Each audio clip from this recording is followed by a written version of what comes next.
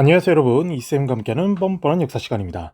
지난 시간에는 우리가 이제 1882년의 이모군란 그리고 1884년의 갑신정변에 대해서 배워봤는데요. 이번 시간에는 이제 1894년대의 조선, 바로 동학농민운동 1, 2차 동학농민운동과 갑오을미개혁에 대해서 배워보는데, 이렇게 파트를 두 개를 끊어서 1894년의 동학농민운동과 1894년에서 95년까지의 개혁, 갑오을미개혁, 이렇게 두 파트로 시간을 나눠서 배워보도록 할게요. 자, 그러면 동학농민운동이 왜 발생하게 되었느냐? 바로 원인은 힘들게 산 것도 있었지만 바로 중국과 일본의 경제적 침투 때문에 더 힘들어졌는데요. 왜 그러냐면 이들 외국 상인이 들어오게 되면서 농민의 삶이 농민의 삶이 농민의 삶이 피폐, 아주 망했다 이거예요. 쉽게 말하면 왜 그러냐? 첫 번째는 조선 정부의 봉건적인 수탈, 원래 삥을 뜯어가는 봉건적인 수탈이 있는 반면에 열강들, 즉 또 다른 이유는 열강들의 무역에 따른 간접적인 수탈이었어요. 즉 무역을 한답시고 거의 반강제적으로 뜯어가는 수준이었다. 그러다 보니 농민들은 더욱더 삶이 힘들었는데, 그 첫 번째가 우리가 지난 시간에 배웠던 첫 번째 개항, 바로 강화도 조약, 조일수호조규와 조일수호조규 부록의 체결로 인해서 우리나라 땅에서 일본 화폐를 받아야 되고, 수출입 상품에 따른 무관세 그리고 무제한으로 쌀을 뜯어가는 양곡 수출, 이런 것들 때문에 매우 힘들었다라는 이야기예요. 거기다가 무역 형태도 거류지 무역이라고 해서 개항지에서 심리인해, 객주, 여각 이런 보부상들의 활동이 있었는데, 이게 무슨 말인지 도표를 밑에 보면은, 자, 조선인 소비자 우리나라 사람들이 있죠. 그리고 일본인 무역이 있어요. 그러면 이들이 직접적으로 거래를 할 수 있는 상황이 아니라 중간에 객주 그리고 보부상, 이런 사람들이 중간에 물건을 소매로 떼서 우리 소비자에게 들어오는 상태였으면서, 동시에 쌀 역시도 이런 방법으로 통했다라는 이야기예요. 더 디테일하게 도표를 보여주면 이렇게 운영이 되는데, 바로 거류지의 외국 상인이 개항지, 즉 인천이나 원산이나 부산에 있으면 이들이 우리나라 내륙 깊숙이 서울이나 뭐 대구 이런 지역에 살고 있는 우리나라 사람들에게 물건을 직접 팔 수가 없다니까요. 그러면은 이렇게 다이렉트로 연결이 안 되니까 누가 나타나느냐? 바로 객주, 즉 개항장의 객주라 그래서 개항장에서 외국인을 대상으로 그 물건 거래, 장사를 하는 사람들을 객주라 그래요. 근데 이 객주도 대규모의 물건을 떼서 소규모로 팔려면은 자신들이 직접 뛸 수가 없잖아. 그래서 행상, 이른바 보부상들, 그리고 선상, 배를 통해서 물건을 나르는, 그리고 객주, 또 방금 말했죠. 이제 내륙 깊숙이 또 있는 객주, 그리고 또 그 사이에 행상 또는 중매 거래상, 이런 사람들을 통해서 위에 선생님이 방금 말했던 설명처럼 이런 외국인 상인이 우리 조선인, 한국인의 그 소비자에게 팔려면은 객주와 행상, 이런 사람들을 통해서 물건을 팔아야만 했다라는 거예요. 거기다가 더 무서운 건 뭐냐? 바로 중개무역이에요. 중개. 이 중개무역도 일본은 영국산 면직물을 싸게 사서 조선에 비싸게 팔고, 즉 영국 상인으로부터 일본 애들은 100원에 사가지고 우리나라에는 10,000원에 파는, 이런 확률이란 얘기예요. 거기다가 조선에서 쌀, 콩, 금 등을 가져가고 원료 공급지 및 상품 시장으로 삼으면서 일본인들이 아주 우리를 호구로 보고 굉장히 자신들이 가져온 물건은 비싸게 팔고 우리나라에서 가져가는 물건은 싸게 가져가는, 이런 상태의 무역을 중개무역이라고 하는데, 이런 식으로 거루지 무역과 중개무역 등으로 인해서 농민들의 삶이 피폐했다. 거기다가 우리 지난 시간에 배웠었죠. 이모군란 그리고 갑신정변 이런 등등의 상황으로 반해 청일 간의 상권 침탈 경쟁이 가열화됐어요. 개항기에서 이모군란 전까지는 일본 상인이 우세했다면 1882년부터 1895년, 즉 중국 청나라가 일본에게 패배하기 전까지는 청나라의 우위로서 굉장히 중요한, 우리 조약 배웠었죠. 바로 조청, 상민, 수륙, 무역, 장정이라는 이모군란 끝나고 맺은 조약이 있었는데, 이 조약이 뭐라 그랬죠? 형식적인 사대 관계에서 실질적인 종속 관계로 바뀌고, 한성과 양화진에서의 통상권, 그리고 연안무역권, 비개항장의 통상권, 이런 굉장히 큰 권한을 가져간 게 청나라 상인들이었다. 그리고 1895년 청일 전쟁이 끝난 이후에는 일본인들이 청나라를 박살내면서 일본인들이 우리 조선에 대한 상권을 독점하다시피 했고, 이제 상권을 지배를 하면서 금융 지배, 돈을 빌려주고 우리나라의 경제권을 장악하는 동시에 돈이 수탈이 기본으로 되면서 토지까지 굉장히 뜯어가는 대농장을 경영하면서 나중에 우리가 식민지가 되고 나서 토지 조사 사업이라는 것으로 완성되게 되었다라는 거예요. 자, 이렇게 밑에서 이미 도표를 깔아놨는데, 자, 일본 상인과 청상인의 무역 경쟁 도표를 선생님이 이렇게 만들어 봤어요. 강화도 조약, 조일소 조규 불효, 그리고 조일무역 규칙 이런 것들을 통해서 일본 상인의 약탈적인 무역 활동, 그리고 거류지 무역의 기반을 만들어냈다니까. 그래서 쌀값 폭동, 식량 부족, 거기다가 간해 수공업, 우리나라는 직접 다 이런 면티 이런 거 우리가 다 입었는데 일본 애들이 싼 영국산 티를 가지고 오니까 몰락하죠. 그러면서 복합적인 민심이 폭발했던 게 이모군란. 그런데 이모군란을 청나라가 진압하면서 조청 상민 수륙 무역 장정 굉장히 중요한 조약이라 그랬죠.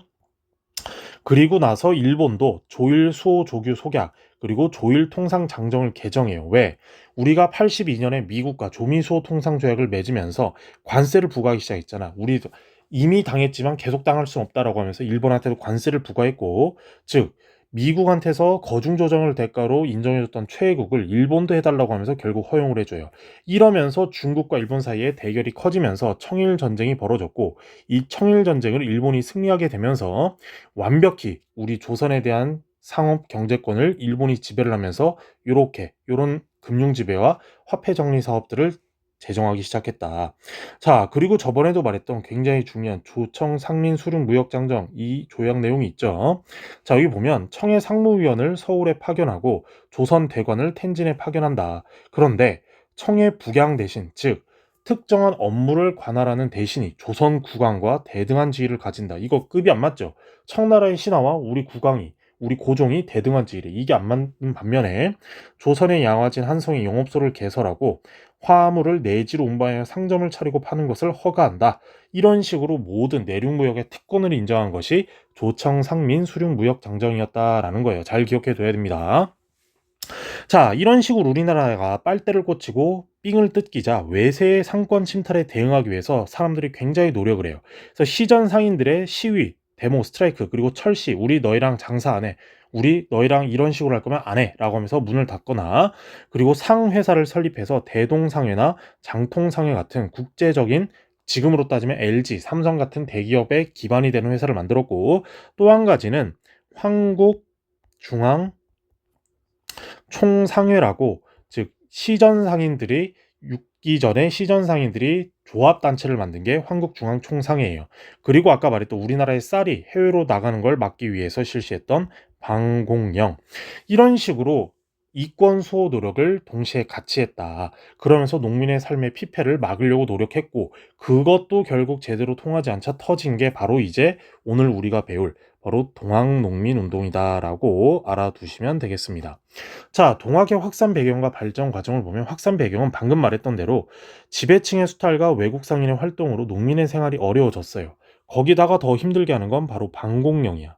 방공령 사건으로 막대한 지상 배상금까지 지불하자 반일 감정, 일본에 대한 감정이 좋지 않았다. 자, 그러면 동학의 발전 과정은 우리가 지난 정근대사 파트에서 배웠죠. 1860년 경주에서 잔반 출신의 최재우가 동학을 창시했고, 인간 평등 사상, 인내천, 인간은 하늘 아래 모두 평등하다라는 뜻인데 바로 이게 시천주 사상이에요. 시천주 사상. 즉 우리는 모두 하늘 아래 모든 인간은 동등하다라는 뜻을 가진 거고, 최재우가 혹세무민죄로 처형을 당하자 이대 교주 최시영이 바로 포접제, 지금의 반상제 같은 포접제를 활용하여 동학교단을 정비해요. 그래서 동경대전 한문으로 쓴 바이블 경전, 용담유사, 한글 버전으로 쓴 바이블, 이런 식으로 경전을 편찬해서 체계화로 교세를 확장해 나가기 시작했다. 자, 그러는 동시에 1890년대 교조 신원 운동을 전개하는데 이 교조 신원 운동이 굉장히 중요해요. 즉 우리도 요즘 보면 사이비 종교 굉장히 많잖아. 그런데 동학은 사이비 종교가 아니다라는 것을 내포한 게 교조 신원 운동이에요. 그래서 이 교조 신원 운동이란 뭐냐? 한마디로 동학 합법화 투쟁이에요. 동학을 합법화 시켜달라는 투쟁. 그래서 이 교조 신원 운동을 전개하며 여기 보이죠? 동학 합법화 투쟁이라는 걸 벌이게 되는데 처음에는 진짜 종교적으로만 움직였다. 그리고 서울 집회에 가서도 종교적, 근데 슬슬 정치적인 내용이 들어왔고 마지막 충북 보은 지역에서 집회를 벌였던 보은 집회에서는 정치와 종교가 혼합된 뭔가 정치적인 세력으로도 발전하게 되는 모습을 보였다라는 겁니다. 자, 그럼 이 고부 농민 봉기도 이제 터지게 되는데 왜 고부 농민 봉기가 터지게 되느냐? 배경을 보면 고부군수 조병갑이라는 애가 완전 풍양 종씨 완전 끝판왕이야. 이게 완전 부정부패로 매관매직으로 관직을 사다 보니까 내가 이 고부군수 오는데 1억을 썼어. 그럼 내 본전을 채우기도 하고 더 벌어야 될 거 아니야. 그래서 조세를 또 착복하는 건 기본인데 부족분을 백성에게 전가를 하는 데다가 농민들이 가장 중요한 게 뭐예요? 농사 짓는 거죠. 그런데 농사 지을 때 뭐가 필요해? 물인데 바로 만석보라고 해서 저수지를 만든 거야. 지 마음대로. 그래서 자기한테 세금을 낸, 돈을 낸 사람에게만 물을 주고 그렇지 않은 사람들에게는 물을 안 주니까 이런 물세까지 거두게 되자 안 그래도 살기 힘든 백성들한테는 아주 죽어나는 거지. 거기다 내 목숨과도 같은 농업을 지어야 되는데 저런 식으로 삥을 뜯어? 이건 아니지라고 하면서 바로 우리가 알고 있는 녹두 장군 전봉준을 중심으로 농민군이 고부군을 관아예요. 죄송합니다. 고부 관아를 공격합니다. 그러자 이게 난리가 난 거야. 사발통문이라고 해서 이렇게 원형으로 쭉 이름을 쭉 돌려서 쓴 건데 이게 누군지 주도자를 모르게 쭉 써가지고 고부군수 조병갑의 나쁜 짓이 이러이러되니 우리는 이런 원인으로 우리가 너희를 공격한다 라는 식으로 쭉 썼는데 조정에선 난리가 난 거지. 이거 조병갑 알고 봤더니 완전 쓰레기인 거야. 그래서 얘를 파면하고 신임 군수를 임명하면서 농민들의 요구를 수용해. 그래, 너희가 원하는 대로 만석보도 없애고 조세 착복 이런 것도 해지를 하겠다. 조금 너네들의 삶을 우월하게 해주겠다. 라면서 그래도 사태를 파악해야 되니까 안핵사, 일종의 암행어사였던 이용태를 부임시켜서 이걸 어떻게 확인해봐라 했는데 가재는 개편이요 초록은 동색이란 말 있죠. 그런 식으로 오히려 농민을 탄압하고 봉기 가담자를 처벌하게 돼요.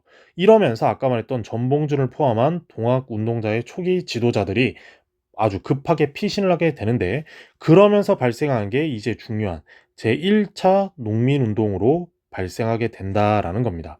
자, 제1차 동학농민운동은 왜 발생하게 되었느냐? 그 전에 중요한 의의가 있어요. 바로 전근대적인 정치 그리고 체제를 사회 체제에 대한 운동이에요. 즉 한마디로 반봉건적이었다라는 성격을 가지고 있다라는 것을 여러분이 알아두시면 되겠는데 먼저 동학농민운동의 도표를 간단히 봐야 되겠죠. 자, 동학농민운동의 도표를 이렇게 보면 지금 요 도표로 선생님이 만들어 놨어요. 그래서 1894년 1월에서 4월까지는 바로 제1차 농민운동인데 방금 말했던 대로 고부농민 봉기가 발생을 했고 2월 달에 안핵사 내려와서 이용태가 깽판을 치자 이제 무장봉기를 통해서 일어나게 되는 3월 달에 그리고 우리가 이제 배울 전주성을 점령하면서 전주 화약을 맺게 되는 요 1년의 단계인데 지금 우리는 이제 고부농민 봉기까지 배웠고 요 무장 봉기로 들어가려고 한다라는 겁니다. 자, 그래서 더 자세히 보면은 전봉준을 중심으로 한 봉기 지도부가 이용태를 피해서 고부로 탈출했고 포접제 아까 최시영이 만든 포접제를 통해서 전봉준, 김계남, 손아중 등이 무장해서 다시 봉기를 해요. 그래서 이른바 백산거병이라는 게 일어나는데 백산이라고 해서 흰산이라는 게 아니라 조그마한 언덕, 무장이란 지역의 조그마한 언덕에 사람들이 다 올라가되 백산처럼 보였다는 거예요. 왜? 우리나라는 백의의 민족이라 그런 만큼 하얀색 옷을 즐겨 입잖아. 그만큼 이 봉기에 가담했던 농민 세력이 많았다라는 거예요. 그래서 이 농민군을 이끌 지휘부, 리더가 있어야 되잖아. 그래서 농민군 지휘부 이른바 호남창의 대장소라는 센터를 만들어 놓고 네 가지의 강령을 뿌려요. 즉 중요한 내용이죠. 제폭구민, 폭정으로부터 우리 백성을 구한다. 보고관민, 나라를 보호하고 백성을 지킨다. 이 두 가지가 대슬로건인데 사람을 죽이거나 가축을 잡아먹지 말라. 충효를 다해서 세상을 구하고 백성을 편안하게 해라. 일본 오랑캐를 몰아내고 나라의 정치를 깨끗이 하랴. 군대를 몰고 서울로 돌아가 권세가와 귀족을 모두 없앤다. 약간의 신분평등의 사상까지 보여주는데 어찌됐건 이 농민군이 일어나서 지도를 보면서 할게요. 자, 고부농민봉기가 일어났어요. 그런데 여기에 이용태가 와서 깽판 쳤다 그랬죠. 무장으로 돌아가서 1차 봉기를 일어났고 1차 봉기를 하면서 이제 올라가는 거야. 농민군을 진압하려고 정부군은 또 파견했지만 바로 지금의 장성, 황룡촌 그리고 황토현 이 두 개의 전투에서 굉장히 크게 승리를 해요. 바로 황토현 전투와 그리고 황룡촌 전투에서 관군을 완전히 개박살내고 대승을 하는 데다가 전라도 지역을 총괄하는 바로 전주성까지 점령을 하게 돼요. 그래서 전주성 점령이 굉장히 의미가 있는 게 뭐냐? 이 전주성, 조선 왕들은 전주 이시잖아. 그런데 여기에 태조 이성계의 어진부터 다 위패가 일종의 체인점처럼 따로 분묘가 되어 있는 건데 지금으로 따지면 전봉주를 포함한 동학농민군이 이 이성계의 그 위패가 있는 곳에다가 불지를 준비하고 인스타그램으로 영통으로 고종한테 편지를 보낸 거야. 야, 고종, 이거 불지를까 아니면 우리 요구 들어줄래? 이런 식으로 되니까 고종 입장에선 자신의 선조, 그것도 나라를 건국한 태조 이성계의 그 위패를 불지른다고 하니까 이거 가만히 있을 수 없잖아. 그래서 결국에 중앙정부도 일단 청나라의 원군을 추게. 야, 이거 청나라에 우리 좀 도와줘. 우리 이거 큰 반란이어서 내 힘으로 조금 다 못 잡게 됐어. 그냥 너가 도와줘야 될 것 같아. 라고 하면서 요청을 하게 된 동시에 청나라한테 요청을 하니까 우리 텐진 조약 맺었었죠. 1884년에 일본과 청나라의 조약이었던 일본도 텐진 조약에 의거해서 일본도 파병하게 되었다라는 거예요. 그러면서 맺은 게 뭐냐? 전주 화약을 체결하게 되는데 이 전주 화약이 굉장히 중요합니다. 왜? 전주성에서 맺은 화해하는 약속이다라는 거예요. 자, 이게 왜 중요하냐면 자, 선생님이 이렇게 밑에다가 필기를 다시 해볼게요. 즉, 외세 배격을 위한 타협이야. 외세 배격을 위한 타협. 왜 외세 배격을 위한 타협이냐? 자, 조선 정부와 농민군한테 각각의 약점이 있었다고. 왜 그러냐면 조선 정부군에서는 이거 일종의 내전이잖아. 내전인데 중국과 일본군의 군대가 같이 들어와서 뭔가 이걸 해보려니까 이거 골치 아픈 거야. 그래서 청일 양군의 철수를 요구해. 너네가 와서 와준 건 고마운데 우리가 일단 잘 해결해 볼게. 그리고 농민군 너희도 농민군의 폐정 개혁안 폐정을 요구했는데 이거 우리가 수용해 볼게. 그러니까 우리 조금 여기서 타협을 보자 라는 입장인 반면에 농민군 입장에서는 뭐가 걱정이었냐? 똑같이 청일 양군의 개입을 반대하는 건 똑같아. 근데 농민군은 제일 중요한 게 뭐라 그랬어요? 농사라 그랬지. 정부와의 정부와의 장기전이 부담되었다라는 거예요. 정부와의 장기전이 부담. 왜? 추수 기간이었거든. 추수 기간이다 보니까 이거 농민들한테는 농사가 최고인데 이거 전쟁한다고 내전 일으킨다고 이거 뭔가 지금 하다가 내 땅에 그 쌀이 다 죽으면 안 되잖아. 각각의 약점 있는 상태에서 결국에 좋다. 그는 우리 약점을 보완하고 우리 화해하자라고 해서 맺은 게 전주 화약이었다. 그래서 농민들의 요구 개정안을 폐정 요구를 들어줬던 게 뭐냐? 바로 집강소를 설치하는 거예요. 이 집강소를 설치해서 농민들의 자치기구야. 즉 전주 지역과 각 고을의 수령이 조선 왕을 대신해서 통치하는데 이제 얘네들은 있지만 같이 뭔가 통치를 하는 거예요. 농민들의 자치기구로서 민정기관을 설치해서 폐정개혁안 각 지역의 문제점을 바꾸는 건데 그 문제점들이 뭐냐? 지방의 행정과 그리고 치안을 각각 담당하겠다라는 거예요. 이전에는 수령이 알아서 다 운영을 했는데 이젠 그렇게 하지 말고 우리 농민군이 세운 집강소와 같이 하자 이거야. 그래서 신분 해방하는데 노력을 하고 그리고 삼정의 문란 계속해서 나오죠. 전정, 군정, 황곡 이 삼정의 문란을 시정하려고 하고 거기다가 탐관오리 즉 부정부패한 조병갑 이런 애들 있죠. 탐관오리와 악덕 부호를 징벌하는 거야. 즉 갑질하면은 다 때려잡는 이런 식으로 개혁을 하려고 했던 게 전주화약을 체결해서 세워진 집강소를 통해서 하려고 했다. 자, 다시 지도를 통해 보면요. 지금 보이죠?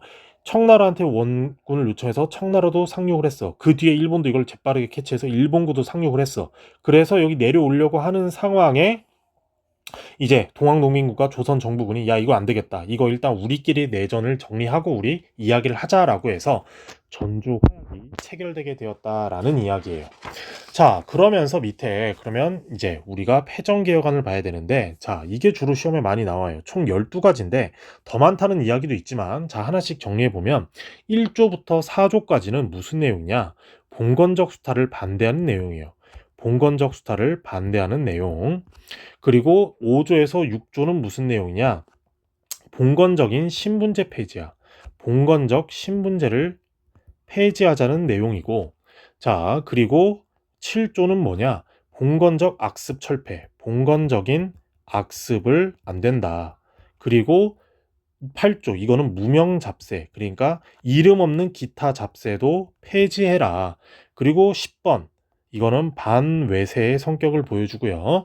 12번, 굉장히 중요하죠. 갑신정변의 그 개혁 내용과는 좀 다른 건데, 갑신정변은 지조법이라 해서 토지 세금 받는 법을 개혁했잖아. 그런데 동학농민운동은 이제 아예 토지 제도를 개혁하자라는 그런 내용이었다라는 이야기예요. 자, 이렇게 해서 뭔가 나름대로 전라도 일대에서는 개혁이 착착 진행되고 있는데, 자, 이제 생긴 게 뭐냐? 이제 아까도 말했듯이 전주 화양 매짐에서 청일 양군의 철수를 요구했단 말이야. 그래서 지도를 보면 자, 조선 조정에서 욕을 한 거지. 야, 청나라야 일본과 우리 다 해결됐어. 이제 돌아가라고 하니까 청나라가 쩝 아쉽네. 아쉽지만 어쩔 수 없지. 알겠다. 간다. 이러고 갈 준비를 하고 일본한테도 야, 청나라도 이제 보내니까 너희도 가. 라고 해서 보내려고 하는데 일본 애들은 이미 들어온 김에 또다시 들어오기가 힘드니까 얘네들이 먼저 사고를 친 거야. 어떤 사고를 쳤느냐? 먼저 일본군의 경복궁을 점령해요. 들어오자마자 이것들이 거의 가보외란이라고 불리는 건데 가보년에 일어난 외란, 즉 경복궁을 점령해서 고종을 협박하는 거야. 고종을 인질로 잡으면서. 그러면서 야 이거 불만 있다. 너희 조선 정부 쓰레기 같아. 이거 다 우리 입맛대로 개혁하지 않으면 이거 나 가만히 있을 수 없어. 라고 하면서 동시에 돌아가는 청나라를 공격하면서 청일전쟁이 벌어지게 되었다라는 거예요. 자, 청일전쟁을 보면 이것도 굉장히 한국사적 내용도 중요하지만 세계사적으로도 굉장히 중요한데 왜 중요하냐?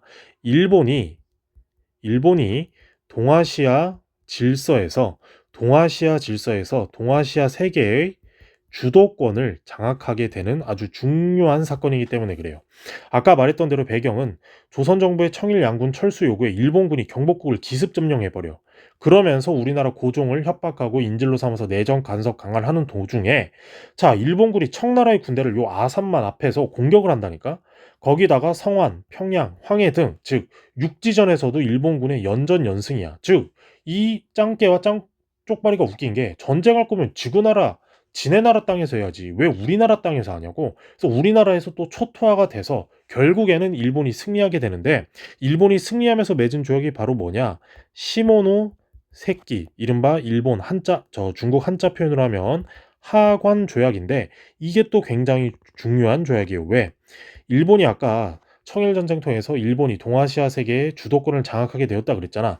그러면서 요구한 게 청나라, 니네 조선에서 종주권 때 이제 우리 일본이 들어와야 돼 라고 해서 종주권을 포기시키게 만들고 요동반도와 대만을 가져가. 그러면서 막대한 배상금을 확보해서 일본이 낄낄낄거리면서 발전하려고 하는데 이 요동은 굉장히 많은 나라들이 침바르고 있었다니까. 그 누구도 있었냐? 바로 러시아도 있었고 러시아가 제일 먼저 찜바르고 있었다고. 왜? 연해주 지역에서 내려오기 가장 좋은 지역이니까.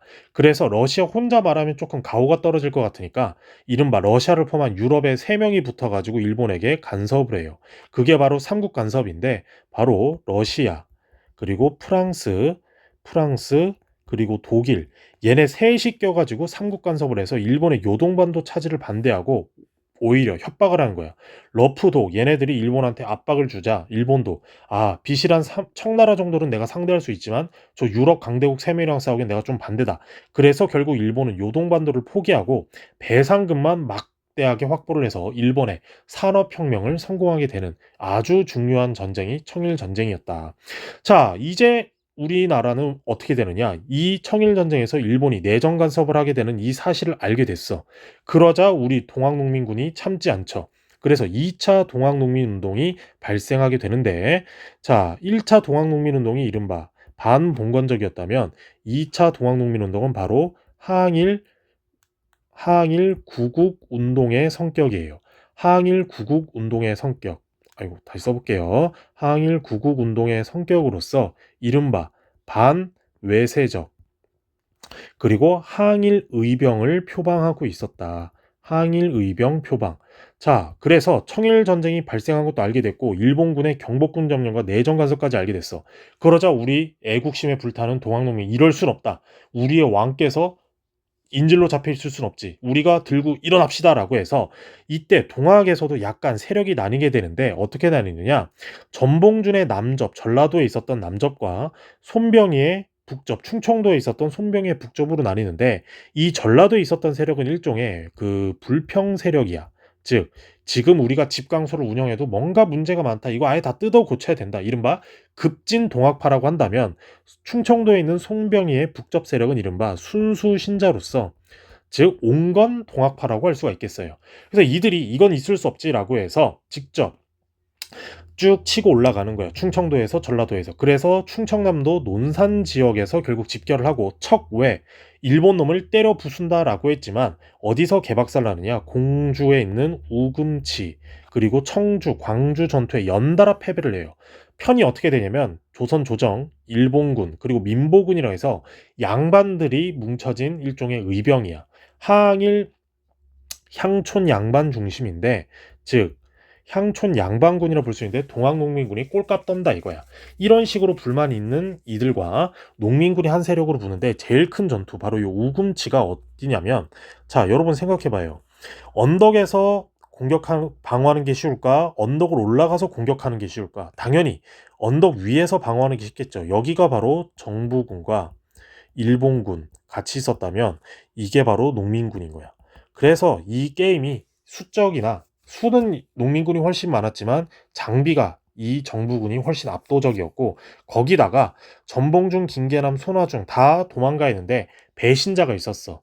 바로 김경천이라는 전봉준의 부하였던 이놈이 전봉준을 팔아 넘기면서 결국 한 명씩 다 잡히고 김계남과 손화중도 친구 집에 도망갔다가 결국엔 다 잡혀. 그러면서 결국엔 이 지도자들이 체포되면서 처형되면서 동학 농민군이 결국에는 끝이 실패로 나게 되었다라는 겁니다. 자, 지도에 보이죠 여기 북접, 즉 손병희의 순수 신자들 그리고 남접, 전봉준의 세력. 그래서 이 논산에서 움직이고 가다가 공주, 우금치 여기서 개박살이 났고 결국엔 끝이 났다.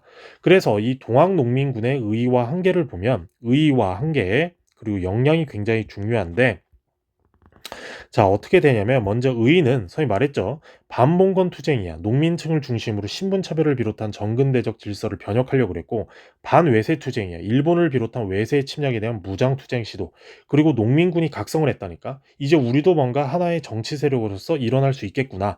그러면서 집강소라는 걸 만들어서 개혁 사업을 했는데 결과적으로 반봉건, 반외세 운동 및 아래로부터의 개혁 및 민주운동이었다. 즉 갑신정변과는 다르다라는 거예요. 갑신정변은 위로부터 했잖아. 위로부터 내려왔다는 개혁운동이었다면 이 동학농민운동은 아래로부터 개혁 민주운동이었고 반봉건 반외세였다. 하지만 한계는 뭐가 문제였느냐? 자, 한계는 군대 국가 건설을 위한 구체적인 방안을 미제시했다니까. 거기다가 농민층 이외의 계층의 광범위한 지지가 부족했다. 즉 농민층 자신들까지만 뭔가 됐고 뭔가 배운 게 없고 좀 잘 모르다 보니까 구체적인 청사진을 제시하지 못했다라는 게 한계로 꼽혀요. 하지만 그래도 이들의 뭔가 노력으로 어디에 영향을 주느냐? 바로 우리가 다음 시간에 배울 갑오개혁에 동학농민군의 요구가 반영이 됩니다. 어떤 게 요구가 반영이 되냐? 바로 폐정 개혁안 중에 바로 요 봉건적 신분제 폐지 요게 바로 갑오개혁에 반영이 돼요. 갑오개혁에 반영이 된다. 그래서 갑오개혁에 반영이 되고 나중에 이 동학농민군의 자녀 세력이 초기 의병전쟁 등에 참여하게 되고 그래서 영학당, 활빈당 이러면서 항일 의병 투쟁으로서 굉장히 크게 활동하게 된다라는 것을 여러분이 알아두시면 되겠습니다. 그래서 이번 시간에는 1차, 2차 동학농민 운동에 대해서 배워봤고요. 다음 시간에 이제 여기 노트에 보이는 것처럼 가보개혁, 우리가 이제 뭔가 개혁을 하기 위해서 근대적인 개혁을 하기 위해서 시작하는 가보개혁과 을미개혁에 대해서 배워보도록 하겠습니다. 좋아요, 구독, 알림 설정 해주시고요. 다음 시간에 더 재밌는 뻔뻔한 역사 수업으로 돌아오도록 하겠습니다. 그럼 다음 시간에 만나요.